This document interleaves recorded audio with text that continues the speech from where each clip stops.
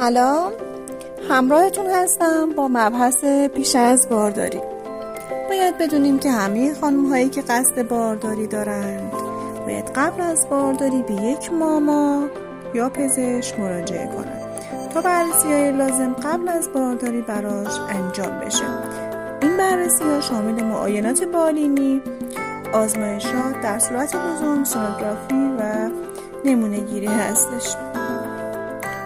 معاینات بالینی میتونه شامل معاینه رحم، معاینه پستان، قلب، فشار خون، نبض، تنفس، ریه، معاینه چشم‌ها و دهان و دندان باشه. در صورتی که فرد بیماری خاصی داشته باشه باید تحت نظر متخصص مربوطه قرار بگیره و بیماری تحت کنترل در میاد. و داروهایی که برای سلامتی جنین مضر هستند با داروهایی که بی خطر هستند توی بارداری جایگزین بشن.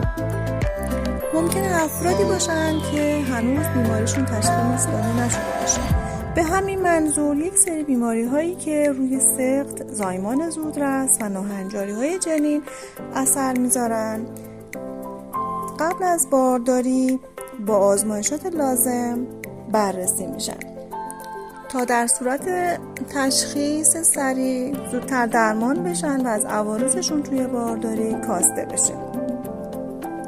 این آزمایشات شامل آزمایش خون، قند، آزمایش تیروئید، آزمایشات ویروسی شامل آزمایش هپاتیت، HIV، سفلیس و یک سری آزمایشات کلیوی برای بررسی عملکرد کلیه، آزمایش بررسی عفونت ادراری هستش و اینکه نمونه گیری پاپ اسمیر یا همون نمونه از دهانی رحم هم بهتره که قبل از بارداری توسط ماما برای فرد انجام بشه.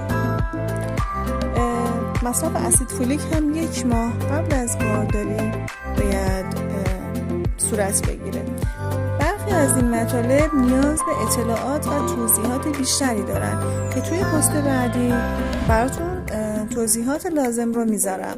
پس سابسکرایب کنید، زنگوله رو بزنید تا زمانی که پست رو منتشر کردم سریع بتونید به این اطلاعات دسترسی پیدا کنید.